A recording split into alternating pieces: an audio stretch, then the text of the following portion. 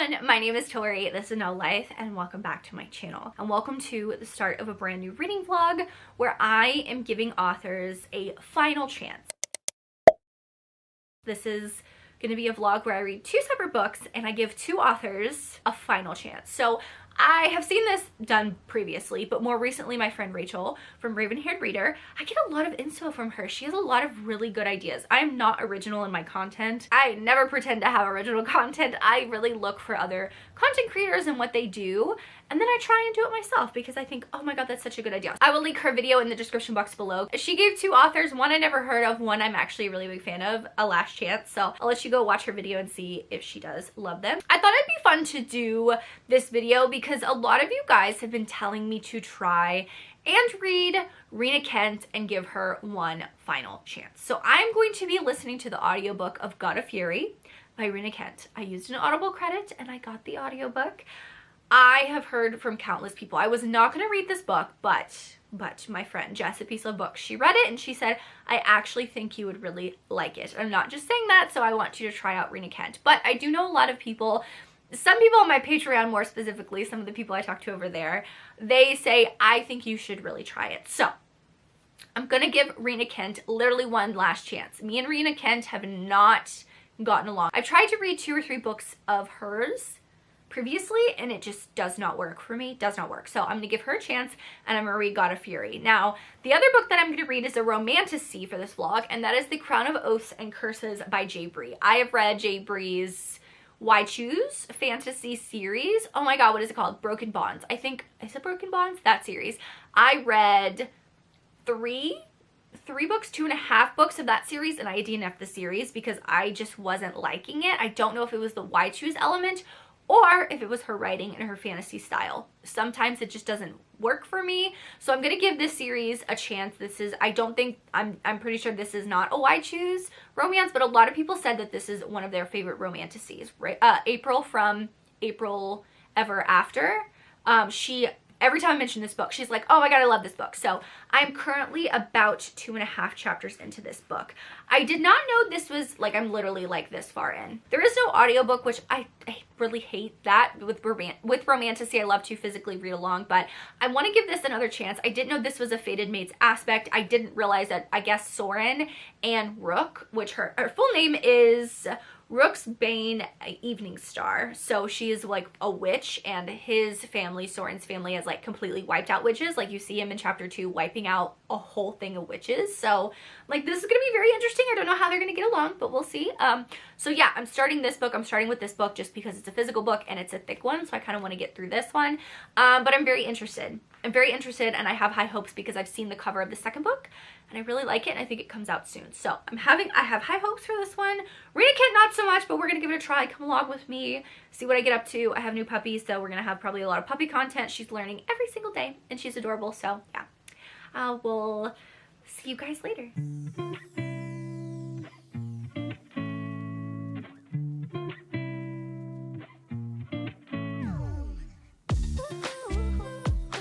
Hello, I have an update on The Crown of Oaths and Curses. So I'm officially 125 pages in.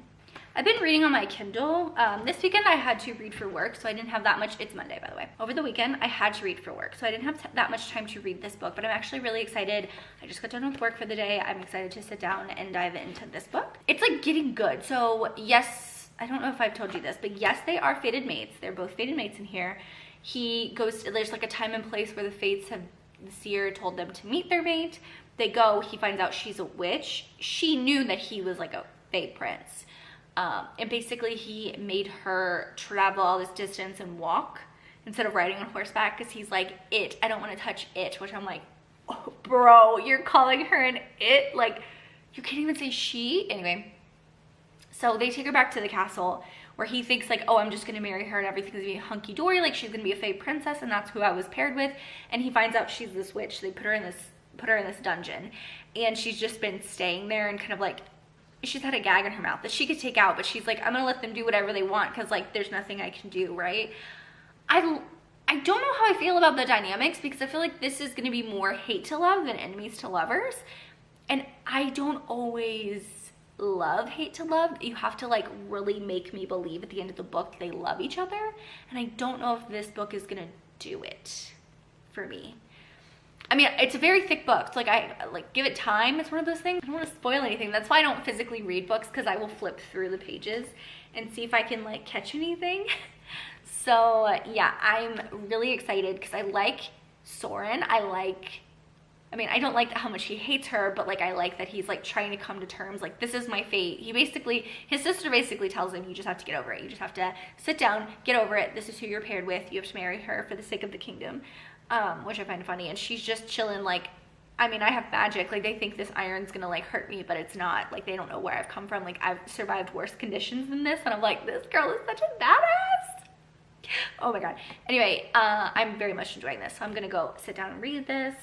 I'm gonna go cuddle with the puppy, have some dinner, and then read this book. So I'm very excited. So yeah, that's just my little quick update on The Crown of Oaths and Curses.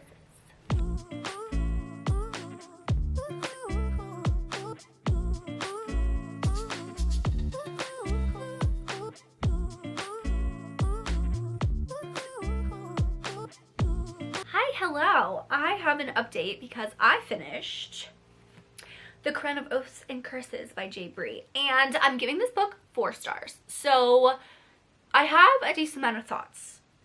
This book is written in a very unique way that I actually hadn't read a fantasy romance before, because we really don't know by the end of the book that much backstory about the female and or male character, like either one of them. So Soren and Rook, they both, like, we kind of are like dumped into this world, and you're figuring out what is happening with Rook. Why is she going to find her fated mate? And then you find out that it's like a specific day and time, and there's just a lot of stuff going on with them. You're following these different points of view, Rook and Soren separately, until when they finally meet, you realize that it's like completely different than what like Soren was expecting to meet, and Rook kind of knew what she was getting herself into, and she knew it was gonna be horrific for her, and she was gonna get thrown into the dungeons because she's a witch, and Soren and his kingdom have been like killing the witches and stuff like that. And you find out more about the witches throughout the series, or throughout the book, and how really Rook is like the one person that literally can save his kingdom, but he's not like realizing it. And I will say it was kind of frustrating that like Soren wasn't giving Rook a chance. Like they just threw in the dungeon, put iron on her. She could have escaped at any time, but she was like, I'll let them do whatever, because no matter how hard I push, it's still not going to, like, they're still not going to believe me. They're still not going to understand that I'm actually the good witch, and that everyone that they've been killing, I also want them to die. Not specifically like them, but the leader of them, because they basically killed off her entire family. So the ending to this book was very badass. It was one of those things where like she walked in and really shown her power. And I feel like Rook is such a complex character. Usually with romantasy books or fanro books, it's usually the main male character that has a lot of complexity. They have a lot of history and stuff like that. And I don't know, I think Soren does have that, but I don't think we're there yet. But with Rook, you really see that she's lived 2 different lives. She's lived the life of war for most of the time, but then she had this time where she lived in the forest with her family, and she was really in tune with that kind of her witch culture, the Raven's word culture and stuff like that. So I feel like she's so complex, and we really get to see it at the end of the book with that like epic ending. And I'm so glad I read this in March, because I don't have to wait too long for the next book in April to come out, because I need to know what happens. And I need Soren to grovel like no other, because he did her so dirty in this book, and she is like literally this like epic woman. Like she is so epic that I'm like, you did her dirty. Like all of the princes, you all did them dirty, you know what I mean? Except his sister. His sister, when she Rook finally proved herself to her with her having the baby and stuff like that, like this book was very good. It was a very good fantasy romance. The only reason why I couldn't give it 5 stars, and it's a solid 4-star for me, because the first 50% of this book was very slow. It took me a decent amount to get through, but once I got through part of that, the 50% mark, I was like, okay, we're rolling, we're moving and grooving, this is great, I'm interested, I'm intrigued. It was just very slow. It was like, I could see what she was doing. I could see what they were doing. I understood it. And it was this back and forth of him saying all these mean things about her and her just taking it, and you see like her thoughts behind it. So yeah, like I get it, but it was still a little bit long for me. So I'm very intrigued if the next book's gonna pick right up and just dive right in to all of the, oh my God, I hope so. I'm so ready. Isn't Rook so pretty though? She's gorgeous. I love her. I loved this book though. It was a very good read for me, and I'm glad I read it. For this next book that I'm gonna read is God of Fury by Rena Kent. I'm kind of nervous that I just know this is a dark romance.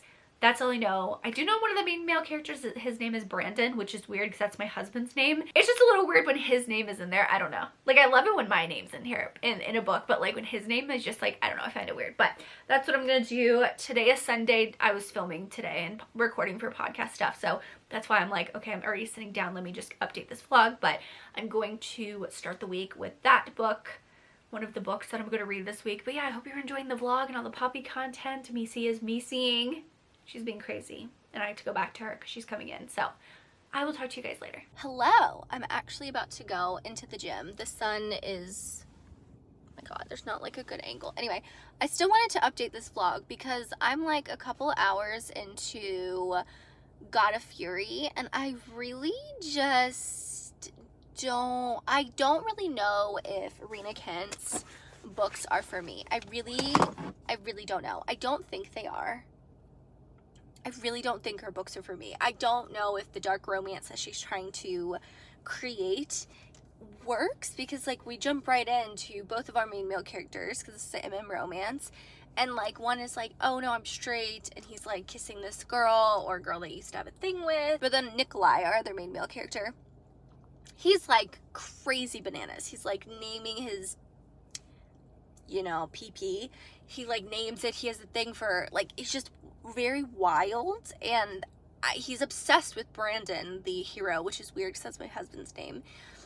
I think I said this, but like I don't like it when his name is in books, but I love it when my name's in books. So yeah, anyway, it's just, I feel very weird about this book. Like I don't really understand why he's like so invested, like heavily invested in Brandon, and like why he's obsessed with him and why he wants to like constantly talk to him. I don't know.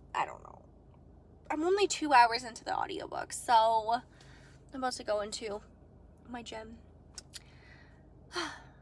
It's 5 o'clock. I was trying to beat the rush. I don't know if I did, but yeah, that's my really weird update. I don't really know how I feel. I really want a DNF, but I bought the audiobook, so I'm like, okay, let's stick with it for at least half of it, and then I can tell you. But okay, I'm gonna go into the gym. I don't know if I'm gonna listen to the audiobook or if I'm gonna listen to music, but I'll talk to you guys later. Hello. Hi. I'm here with a pretty sad update, I will say. Unfortunately, I DNF'd God of Fury. I got the audiobook, Whisper Sync. It was only $7.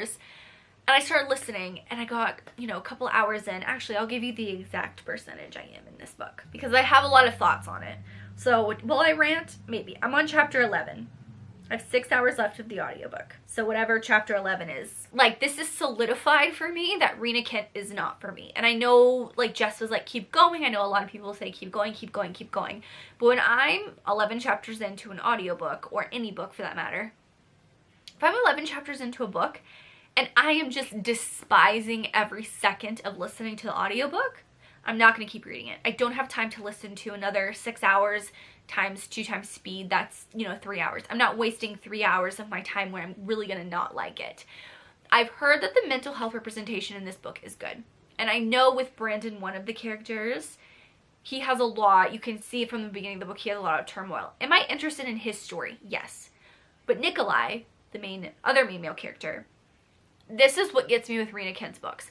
Heroes who are unhinged, for me, I need to see why they're unhinged. And when he goes on this tangent about what he named his dick, I really don't give a fuck about that.